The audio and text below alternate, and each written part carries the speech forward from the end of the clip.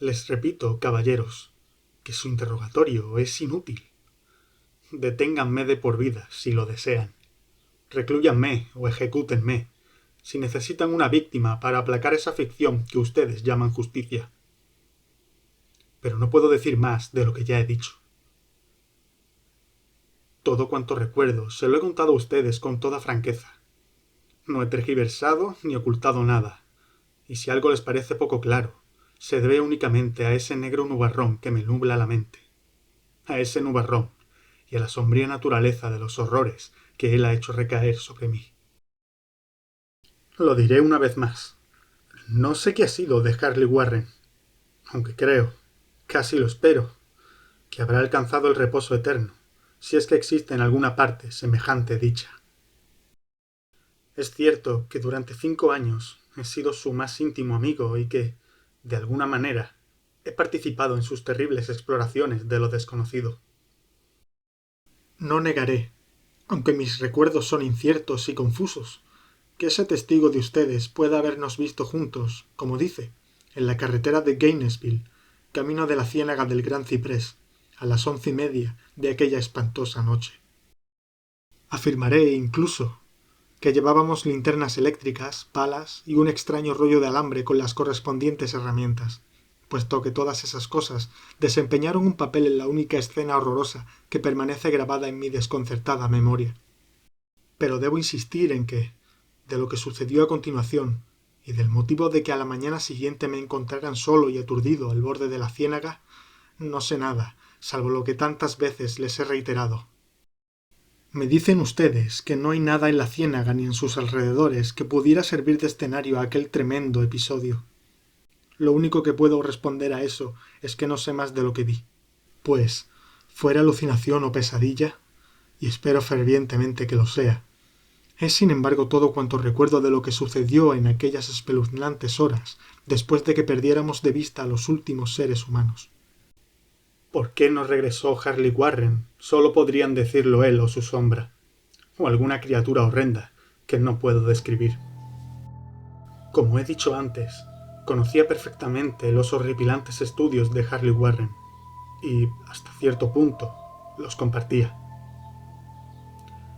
De su extensa colección de libros raros y desconocidos sobre temas prohibidos, he leído todos los que estaban escritos en las lenguas que domino, pero son pocos en comparación con los que están en lenguas que desconozco. La mayoría, creo, están escritos en árabe, y el libro de inspiración demoníaca que provocó el desenlace, el libro que él llevaba en el bolsillo cuando desapareció de este mundo, estaba escrito en caracteres que jamás he visto en ninguna otra parte. Warren no quiso decirme nunca de qué trataba aquel libro. En cuanto a la índole de nuestros estudios, debo decirles una vez más que ya no recuerdo nada con exactitud. Me parece una bendición no acordarme de ellos, pues eran unos estudios atroces, a los que me dedicaba más por una fascinación a la que no podía resistirme que por verdadera inclinación. Warren me dominaba siempre, y a veces incluso llegué a temerlo. Recuerdo, la noche anterior a aquel atroz suceso, cómo me estremecí al ver la expresión de su rostro mientras me hablaba sin parar de su teoría acerca de por qué ciertos cadáveres no se descomponen nunca, sino que se conservan firmes y enteros en sus tumbas durante 1000 años. Pero ahora ya no le temo, pues tengo la impresión de que ha conocido horrores totalmente incomprensibles para mí. Ahora temo por él. Afirmo una vez más que no tengo una idea precisa del objetivo que perseguíamos aquella noche. Desde luego, tenía mucho que ver con algo relacionado con el libro que Warren llevaba consigo. Aquel libro antiguo, escrito en caracteres indescifrables, que le había llegado de la India un mes antes. Pero les juro que ignoro qué era lo que esperábamos encontrar. Su testigo dice que nos vio a las 11:30 en la carretera de Gainesville, en dirección a la ciénaga del Gran Ciprés. Probablemente es cierto, pero no lo recuerdo con claridad. La única imagen que se me quedó grabada en el alma se reduce a una escena que debió desarrollarse mucho después de la medianoche, pues la media luna, en cuarto menguante, estaba ya alta en el nebuloso cielo. El lugar era un antiguo cementerio, tan antiguo que temblé al contemplar las numerosas huellas de tiempos inmemoriales. Se encontraba en una hondonada profunda y húmeda, cubierta de exuberante maleza, musgo y extrañas plantas trepadoras, en donde flotaba un vago hedor que mi ociosa imaginación asociaba absurdamente a las rocas desmenuzadas. Por todas partes había señales de abandono y decrepitud, y me obsesionaba la idea de que Warren y yo éramos los primeros seres vivos que invadíamos aquel letal silencio secular. Por encima del borde del valle asomaba la pálida luna menguante entre fétidos vapores que parecían emanar de las ignoradas catacumbas, y, a la débil luz de sus vacilantes rayos, pude distinguir un repugnante despliegue de antiguas lápidas, urnas, cenotafios y mausoleos, completamente desmoronados, cubiertos de musgo y con manchas de humedad, y parcialmente ocultos por la densa exuberancia de una vegetación malsana. La primera impresión que tuve de mi propia presencia en aquella terrible necrópolis está relacionada con la parada que Warren y yo hicimos ante un viejo sepulcro medio destruido, tirando al suelo algunos bultos que, al parecer, habíamos llevado. Entonces me di cuenta de que yo llevaba una linterna eléctrica y 2 palas, mientras que mi compañero iba provisto de otra linterna similar y un equipo telefónico portátil. No pronunciamos palabra alguna, ya que parecíamos conocer el lugar y sabíamos lo que teníamos que hacer. Y sin demora, cogimos nuestras palas y comenzamos a limpiar de hierba, maleza y tierra amontonada aquella arcaica tumba plana. Después de dejar al descubierto toda su superficie, que consistía en 3 enormes losas de granito, retrocedimos unos pasos para examinar aquel osario, y Warren pareció hacer ciertos cálculos mentales. Volvió enseguida al sepulcro y, usando su pala como palanca, trató de levantar la losa más próxima a las ruinas de un edificio de piedra que, en su día, debió de ser un monumento funerario. Como no lo consiguió, me indicó con la mano que fuera a ayudarlo. Por fin, tras aunar nuestros esfuerzos, logramos mover la losa, la levantamos y la volcamos a un lado. Al quitar la losa, quedó al descubierto una negra abertura, de la que salió una emanación de gases miasmáticos tan nauseabundos que retrocedimos horrorizados. Al cabo de un rato, sin embargo, nos acercamos de nuevo al hoyo y comprobamos que las exhalaciones eran menos insoportables. La luz de nuestras linternas reveló el arranque de un tramo de escalones de piedra que goteaban una especie de ícor procedente de las entrañas de la tierra y cuyos húmedos muros de contención estaban incrustados de salitre. Y ahora, recuerdo por vez primera nuestra conversación. Warren se dirigió a mí, por fin, con su melodiosa voz de tenor, una voz particularmente impasible pese al impresionante escenario que nos rodeaba. Siento tener que pedirte que te quedes aquí arriba, pues sería un crimen permitir que alguien con los nervios tan frágiles como los tuyos baje a esta cima. No te puedes imaginar, ni siquiera por lo que has leído o lo que yo te haya podido contar, las cosas que tendré que ver y hacer. Es un trabajo diabólico, Carter, y dudo que ningún hombre que no tenga nervios de acero pueda soportar verlo y subir luego sin perder la vida o la cordura.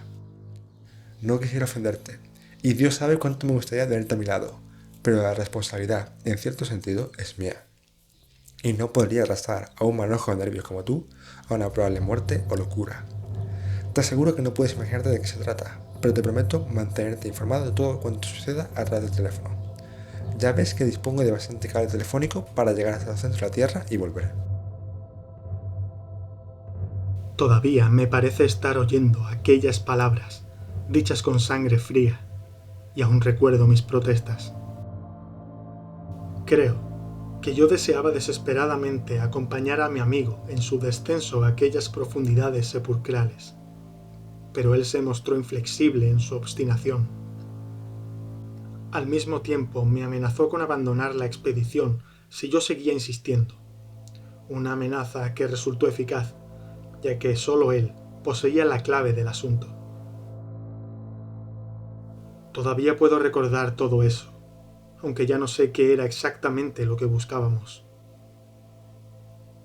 Después de lograr que accediera de mala gana a sus propósitos, Warren cogió el rollo de cable telefónico y ajustó los aparatos. Por indicación suya, tomé uno de ellos y me senté sobre la lápida añosa y descolorida que había junto a la abertura recién descubierta. Entonces me estrechó la mano, se echó al hombro el rollo de cable y desapareció en el interior de aquel osario indescriptible. Durante unos minutos seguí viendo el resplandor de su linterna y oí el crujido del cable a medida que él lo iba soltando. Pero enseguida el resplandor desapareció de pronto, como si Warren hubiese encontrado un recodo en la escalera de piedra, y casi al mismo tiempo el sonido se desvaneció. Me encontraba solo, aunque unido a las profundidades desconocidas por aquellos cables mágicos, cubiertos de aislante, que parecían verdosos bajo los incisivos rayos de la media luna en cuarto menguante. En el desolado silencio de aquella necrópolis blanca y desierta, mi imaginación concibió las más horribles fantasías y las más espantosas quimeras, mientras que las tumbas y los extraños monolitos parecieron adquirir una horrenda entidad, de la que sólo tenía conciencia a medias. Unas sombras amorfas parecían ocultarse en las más sombrías ondulaciones del valle obstruido por las malas hierbas, y desplazarse rápida y sigilosamente como en una blasfema procesión ceremonial, y franquear las puertas de las tumbas de la colina a punto de desmoronarse. Unas sombras que no podían haber sido proyectadas por aquel pálido claro de luna que asomaba. Yo consultaba constantemente mi reloj a la luz de la linterna eléctrica y escuchaba con febril ansiedad por el receptor del teléfono. Pero durante más de un cuarto de hora no oí nada. Luego me llegó por el aparato un leve chasquido y llamé a mi amigo con voz tensa. Aunque me sentía inquieto, no estaba preparado, sin embargo, para escuchar las palabras que brotaron de aquella extraña bóveda, proferidas con una voz más sobresaltada y temblorosa de lo que nunca le había oído a Harley Warren. Él, que poco antes me había abandonado con tanta calma, me llamaba ahora desde abajo con un tembloroso susurro, más siniestro que el más estrepitoso alarido. ¡Cielos! Si pudieras ver lo que estoy viendo. No pude responder. Había enmudecido y solo podía esperar. Entonces me llegaron de nuevo sus frenéticas palabras. Carter, es terrible, monstruoso, increíble. Esta vez la voz no me falló y vertí en el transmisor un torrente de preguntas nerviosas. Aterrado, repetí una y otra vez: ¿Qué ocurre, Warren? ¿Qué ocurre? Una vez más llegó hasta mí la voz de mi amigo, enronquecida todavía por el miedo, y ahora aparentemente teñida de desesperación. No puedo decírtelo, Carter. Sobrepasa con mucho a todo lo que es posible imaginar. No me atrevo a decírtelo. Nadie podría estar al tanto y seguir con vida. Dios mío. Nunca imaginé nada como esto. Otra vez se hizo el silencio, a excepción del incoherente torrente de mis estremecidas preguntas. Luego llegó de nuevo la voz de Warren en un tono de la más desesperada consternación. Carter, por el amor de Dios, vuelve a poner las cosas a su sitio y salte aquí mientras puedas. ¡Rápido! Deja atrás todo lo demás. Es tu única oportunidad. Haz lo que te digo y no preguntes por qué. Aunque le oí, solo pude repetir mis frenéticas preguntas. A mi alrededor solo había tumbas, oscuridad y sombras, y debajo de mí algún peligro que escapaba al ámbito de la imaginación humana. Pero mi amigo corría más peligro que yo, y a causa de mi miedo Sentí un vago resentimiento contra él por creerme capaz de abandonarlo en semejantes circunstancias. Se oyó un nuevo chasquido y, tras una pausa, el grito lastimero de Warren. Sal pitando, por el amor de Dios. Vuelve a ponerlos a su sitio y sal pitando, Carter. Aquella jerga infantil que acababa de utilizar mi amigo denotaba tal espanto que recobré la razón. Tomé una determinación y la expresé en voz alta. ¡Ánimo, Warren! ¡Voy a bajar! Pero, al oír aquel ofrecimiento, cambió el tono de voz de mi oyente hasta convertirse en un grito de total desesperación. No bajas. Tú no puedes entenderlo. Es demasiado tarde. Y la culpa es toda mía. Vuelve a ponerlos a su sitio y corre. Ya no puedes hacer nada. Ni tú ni nadie. Su tono de voz cambió de nuevo, adquiriendo esta vez una suavidad, como de resignación desesperanzada. No obstante, creí percibir en ella una tensa ansiedad por mí. Rápido, antes de que sea demasiado tarde. Traté de no hacerle caso. Traté de sacudirme la parálisis que me atenazaba y de cumplir mi promesa solemne de bajar enseguida. Pero cuando me llegó su siguiente susurro, todavía me encontraba inerte, encadenado por el ilimitado pavor que sentía. Carter, date prisa. Es inútil. Debes irte. Más vale uno que dos. La losa. Una pausa. Más chasquidos. Luego la voz apenas perceptible de Warren. Esto se acaba. No me lo pongo más difícil. Tapa esos malditos escalones y echa a correr. Estás perdiendo el tiempo. Hasta pronto, Carter. No volveré a verte. En aquel mismo momento, el susurro de Warren se convirtió en un grito que poco a poco fue elevándose hasta un alarido que expresaba todo un horror secular. Malditas sean esas infernales criaturas. Soy legión. Dios mío, sal pitando, sal pitando, sal pitando. Después de eso, se hizo un silencio. No sé durante cuántos interminables eones permanecí allí estupefacto, murmurando, refunfuñando, Warren, llamando, Warren, gritando por el teléfono. ¿Estás ahí? Una y otra vez. Respóndeme. Durante todos aquellos eones, murmuré, refunfuñé, llamé, grité y chillé. Warren, Warren, respóndeme. ¿Estás ahí? Y entonces llegó hasta mí el mayor de todos los horrores. La cosa más increíble, inconcebible y casi indecible. Ya he dicho que parecía haber pasado una eternidad desde que Warren me gritara su última y desesperada advertencia, y que solo mis propios gritos rompieron aquel espantoso silencio. Pero al cabo de un rato, se oyó un nuevo chasquido en el receptor y agucé el oído para escuchar. Invoqué de nuevo. ¿Estás ahí, Warren? Y en respuesta, oí eso que me ha nublado la mente. No sabría explicar a quién pertenecía. Aquella voz. Ni me atrevería a describirla en detalle, ya que las primeras palabras que me hicieron perder el sentido y me provocaron una especie de vacío mental del que no me recobré hasta despertar en el hospital. ¿Debo decir que la voz era profunda, hueca, gelatinosa, remota, sobrenatural, inhumana, incorpórea? ¿Qué puedo decir? Fue el final de mi experiencia, y aquí termina mi relato. La huí, y no supe nada más. La huí, mientras permanecí petrificado en aquel ignorado cementerio, en el fondo del valle, entre piedras desmenuzadas y tumbas derrumbadas, vegetación exuberante y vapores miasmáticos. Oí claramente que surgía de las más recónditas profundidades de aquel detestable sepulcro abierto, mientras veía danzar amorfas sombras necrófagas bajo una excretable luna menguante. Y esto fue lo que dijo. Y ahora, Warren ha muerto.